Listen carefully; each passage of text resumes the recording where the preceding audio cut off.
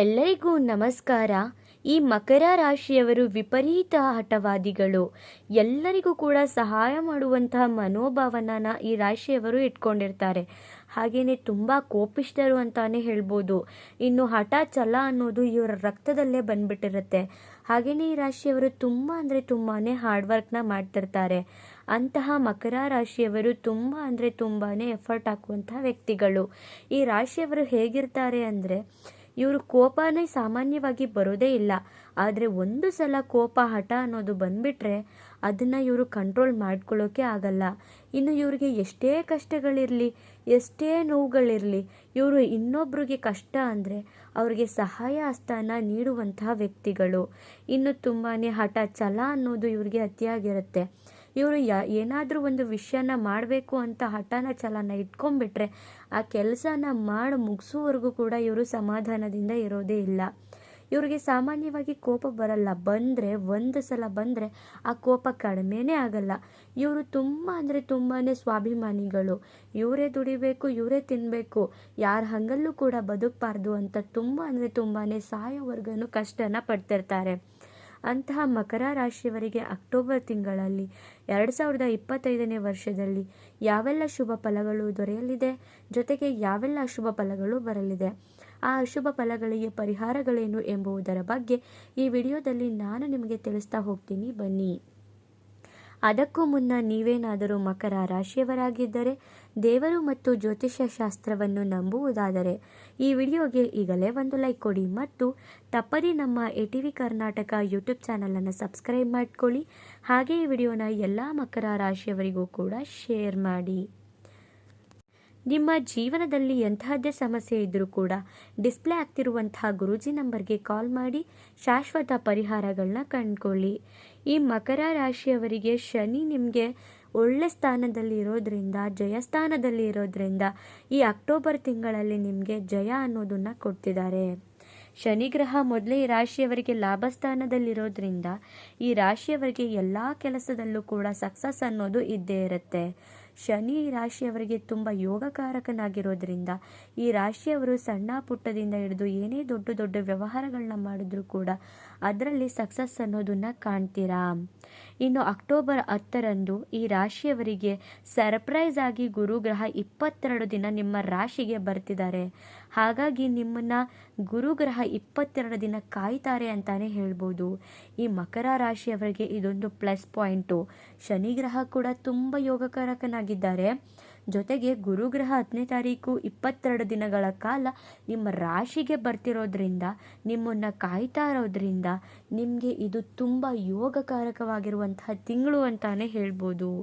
ಇನ್ನು ನಿಮ್ಮ ಕುಟುಂಬದಲ್ಲಿ ತುಂಬ ಅಂದರೆ ತುಂಬಾ ನೆಮ್ಮದಿ ಇರುತ್ತೆ. ಯಾವುದೇ ರೀತಿಯಾದಂತಹ ಜಗಳಗಳು ಬರೋದಿಲ್ಲ. ಇನ್ನು ಯಾರ್ಯಾರು ಅನಾರೋಗ್ಯದಿಂದ ಬಳಲ್ತಿದ್ದೀರೋ, ಆರೋಗ್ಯ ಇಲ್ಲದೆ ಒದ್ದಾಡ್ತಿದ್ದೀರೋ ಅಂಥವರಿಗೆ ಅನಾರೋಗ್ಯ ಅನ್ನೋದು ದೂರವಾಗುತ್ತೆ.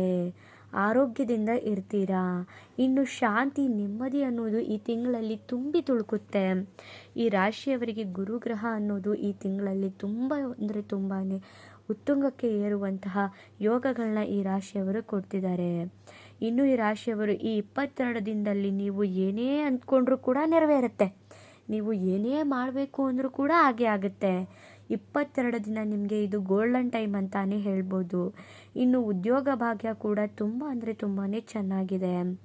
ಈ ರಾಶಿಯವರು ಏನಾದರೂ ಉದ್ಯೋಗದಲ್ಲಿ ಎತ್ತರದ ಮಟ್ಟಕ್ಕೆ ಸಾಗಬೇಕು ಅಂದರೂ ಕೂಡ ಸಾಕ್ತಾರೆ. ಹಾಗೆಯೇ ಯಾವುದೇ ರೀತಿಯಾದಂತಹ ಉದ್ಯೋಗ ಸಿಗ್ತಿಲ್ಲ ಅಂದರೂ ಕೂಡ ಒಳ್ಳೆಯ ಉದ್ಯೋಗ ಸಿಗುವಂತಹ ಸಮಯ ಇದಾಗಿರುತ್ತೆ. ಇನ್ನು ಅವಿವಾಹಿತರಿಗೆ ಸಡನ್ ಆಗಿ ಮದುವೆ ಆಗುವಂತಹ ಭಾಗ್ಯ ಇರುತ್ತೆ. ಗುರುಗ್ರಹ ನಿಮಗೆ ಸರ್ಪ್ರೈಸ್ ಆಗಿ 22 ದಿನ ಬರ್ತಿರೋದ್ರಿಂದ ಸಡನ್ ಆಗಿ ಮದುವೆ ಫಿಕ್ಸ್ ಆಗಿಬಿಡೋದು. ನೀವು ಎಕ್ಸ್ಪೆಕ್ಟೇ ಮಾಡಿರೋದಿಲ್ಲ, ಹುಡುಗಿನ ಹುಡುಕ್ತಿರ್ತೀರ, ಸಡನ್ ಆಗಿ ಇನ್ನೊಂದು ತಿಂಗಳಲ್ಲೇ ಮದುವೆ ಆಗಿಬಿಡುತ್ತೆ. ಆ ರೀತಿಯಾಗಿ ನಿಮಗೆ ಯೋಗನ ಕೊಡುವಂತಹ ಗುರುಗ್ರಹ ಈ ತಿಂಗಳಲ್ಲಿ ನಿಮ್ಮವರಾಗಿರ್ತಾರೆ.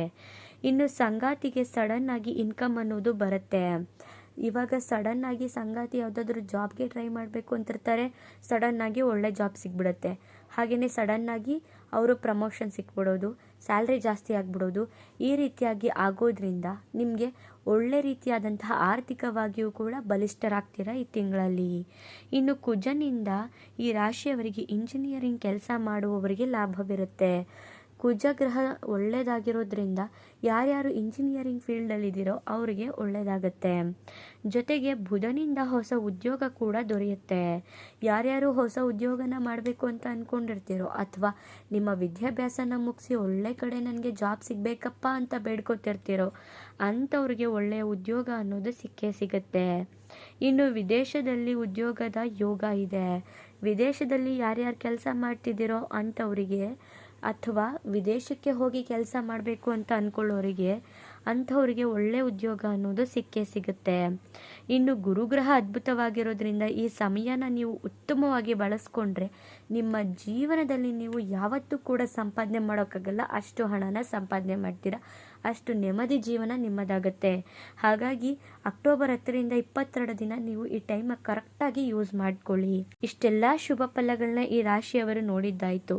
ಇನ್ನು ಅಶುಭ ಫಲಗಳೇನೇನಿದೆಯಪ್ಪ, ಏನೇನು ಎಚ್ಚರಿಕೆಯನ್ನು ವಹಿಸ್ಕೊಬೇಕು ಅಂತ ನೋಡೋದಾದರೆ, ಧನಸ್ಥಾನದಲ್ಲೇ ರಾಹು ಇರೋದ್ರಿಂದ ಹಣ ವ್ಯಯ ಆಗುತ್ತೆ. ಈ ರಾಹು ಹೇಗೆ ಅಂದರೆ ಸಡನ್ನಾಗಿ ಹಣನೂ ಕೊಡ್ತಾರೆ, ಸಡನ್ನಾಗಿ ಹಣನೂ ಕಿತ್ಕೊಂಡ್ಬಿಡ್ತಾರೆ. ಹಾಗಾಗಿ ಫಸ್ಟೇ ಇವರು ನೀಚನಾಗಿರೋದ್ರಿಂದ ಹಣ ವ್ಯಯ ಆಗುತ್ತೆ. ನೀವು ಹಣದ ಬಗ್ಗೆ, ನೀವು ಹಣಕಾಸಿನ ಖರ್ಚಿನ ಮೇಲೆ ನೀವು ನಿಗಾನ ವಹಿಸ್ಬೇಕಾಗತ್ತೆ. ಹಣ ನನಗೆ ಚೆನ್ನಾಗಿ ಬರ್ತಿದೆ, ಈ ಟೈಮೆಲ್ಲ ನನಗೆ ತುಂಬ ಚೆನ್ನಾಗಿದೆ ನನ್ನ ಟೈಮ್ ಅಂತ ಅಂದ್ಕೊಂಡು ಬೇರೆ ಹಣನ ಖರ್ಚು ಮಾಡೋಕ್ಕೆ ಹೋಗಬೇಡಿ. ನಿಮ್ಮ ಹಣದ ಖರ್ಚಿನ ಬಗ್ಗೆ ನಿಮಗೆ ನಿಗಾ ವಹಿಸ್ಬೇಕಾಗತ್ತೆ. ಇನ್ನು ಯಾರಿಗೂ ಕೂಡ ಹಣನ ಕೊಡೋಕ್ಕೆ ಹೋಗಬೇಡಿ, ಯಾರಿಗೂ ಸಾಲ ಅನ್ನೋದನ್ನು ಕೊಡಬೇಡಿ, ಯಾರಿಗೂ ಕೂಡ ಈಸಿಯಾಗಿ ಹಣನ ಕೊಡೋಕ್ಕೆ ಹೋಗಬೇಡಿ. ಯಾಕಂದರೆ ಈ ಟೈಮಲ್ಲಿ ನೀವು ಹಣ ಏನಾದರೂ ಕೊಟ್ಟರೆ ಆ ಹಣ ನಿಮಗೆ ಬರೋದೇ ಇಲ್ಲ, ಯಾರೂ ಕೂಡ ನಿಮಗೆ ಹಣನ ರಿಟರ್ನ್ ಮಾಡಲ್ಲ. ಹಾಗಾಗಿ ನೀವು ಯಾರಿಗೂ ಕೂಡ ಈಸಿಯಾಗಿ ಹಣನ ಕೊಡಬೇಡಿ. ಇನ್ನು ಕೇತು ಸಮಸ್ಯೆನ ನಿಮಗೆ ಕೊಡ್ತಿದ್ದಾರೆ. ಈ ಟೈಮಲ್ಲಿ ನೀವು ತುಂಬ ಚೆನ್ನಾಗಿ ಬದುಕ್ಬಿಡ್ತೀರಾ, ನಿಮ್ಮ ಟೈಮ್ ತುಂಬ ಚೆನ್ನಾಗಿದೆಯಾ, ಹಾಗಾದರೆ ನಾನು ನಿಮಗೆ ಸಮಸ್ಯೆ ಕೊಡ್ತೀನಿ ಅಂತ ಕೇತು ಕೂಡ ನಿಮಗೆ ಸಮಸ್ಯೆನ ಕೊಡ್ತಿದ್ದಾರೆ. ಇನ್ನು ಶುಕ್ರ ಕೂಡ ನೀಚನಾಗಿರೋದ್ರಿಂದ ಸಮಸ್ಯೆ ಇರುತ್ತೆ, ಅದರಲ್ಲೂ ಸ್ತ್ರೀಯರಿಂದ ಸಮಸ್ಯೆ ಇರುತ್ತೆ, ಹುಷಾರಾಗಿರಿ. ಇನ್ನು ಆರೋಗ್ಯದಲ್ಲಿ ಗಮನನ ಕೊಡಬೇಕಾಗತ್ತೆ, ಆರೋಗ್ಯನ ಚೆನ್ನಾಗಿಟ್ಕೋಬೇಕಾಗತ್ತೆ. ಕುಜನಿಂದ ನಿಮಗೆ ಬಳಲಿಕೆ ಕೊಡ್ತಿದ್ದಾರೆ, ಆರೋಗ್ಯದಲ್ಲಿ ನಿಮಗೆ ತುಂಬ ಅಂದರೆ ತುಂಬ ಬಳಲಿಕೆನ ಕೊಟ್ಬಿಡ್ತಾರೆ, ಹುಷಾರಾಗಿರಿ. ನಿಮ್ಮ ಕೋಪನ ನೀವು ಕಡಿಮೆ ಮಾಡ್ಕೊಳ್ಳಿ. ಇನ್ನು ರೈತರಿಗೆ ರವಿಗ್ರಹ ಅನಾನುಕೂಲವಾಗಿದ್ದಾರೆ. ರೈತರು ತಾವು ಬೆಳೆದಿರುವಂತಹ ಬೆಳೆಗೆ ಸರಿಯಾಗಿ ಬೆಲೆ ಸಿಗದೇ ಇರೋ ಥರ ಆಗ್ಬಿಡುತ್ತೆ. ಇನ್ನು ತಂದೆಯ ಕಡೆಗೆ ನೀವು ತಂದೆಯ ಆರೋಗ್ಯದ ಕಡೆಗೆ ಗಮನನೂ ಕೂಡ ಹರಿಸ್ಬೇಕಾಗತ್ತೆ. ಇಷ್ಟೆಲ್ಲ ಶುಭ ಫಲಗಳನ್ನು ಕೂಡ ನೋಡಿದ್ದೀರಾ, ಜೊತೆಗೆ ಇಷ್ಟೆಲ್ಲ ಲಾಭ ಕೂಡ ಇರುವಂತಹ ದಿನಗಳನ್ನು ಕೂಡ ನೋಡಿದ್ದೀರಾ. ಇದನ್ನು ಹೇಗೆ ಬಳಸ್ಕೊಳ್ಬೇಕು ಅನ್ನೋದು ಕೂಡ ನಿಮ್ಮದಾಗಿರುತ್ತೆ. ಇನ್ನು ಪರಿಹಾರಗಳನ್ನ ಏನೇನು ಮಾಡ್ಕೋಬೇಕು ಅಂತ ನೋಡೋದಾದರೆ, ಗಣೇಶನ ಆರಾಧನೆ ಮಾಡ್ಕೊಳ್ಳಿ, ಸಂಕಷ್ಟಹರ ಚತುರ್ದಶಿನ ಆಚರಣೆ ಮಾಡ್ಕೊಳ್ಳಿ. ನೀವು ಇದೆರಡು ಕೆಲಸನ ಮಾಡಿದ್ರಿ ಅಂದರೆ ಖಂಡಿತವಾಗಿಯೂ ಕೂಡ ನಿಮಗಿರುವಂತಹ ಶುಭ ಫಲಗಳು ಕಡಿಮೆ ಆಗುತ್ತೆ. ನೋಡಿದ್ರಲ್ಲ, ಈ ಮಕರ ರಾಶಿಯವರಿಗೆ ಅಕ್ಟೋಬರ್ ತಿಂಗಳು ಎಷ್ಟೆಲ್ಲ ಶುಭ ಫಲ ಇದೆ ಅಂತ. ನಿಮ್ಮದು ಕೂಡ ಮಕರ ರಾಶಿನ? ಹಾಗಿದ್ರೆ ಈ ವಿಡಿಯೋನ ಈ ಮಕರ ರಾಶಿಯವರಿಗೆ ಶೇರ್ ಮಾಡಿ. ತಪ್ಪದೇ ಈಗಲೇ ಓಂ ಗಣೇಶಾಯ ನಮಃ ಅಂತ ಕಮೆಂಟ್ ಮಾಡಿ. ಮುಂದಿನ ಹೊಸ ವಿಡಿಯೋದಲ್ಲಿ ಸಿಗ್ತೀನಿ. ಅಲ್ಲಿವರೆಗೂ ನೋಡ್ತಾ ಇರಿ ನಮ್ಮ ಚಾನಲ್. ಧನ್ಯವಾದಗಳು.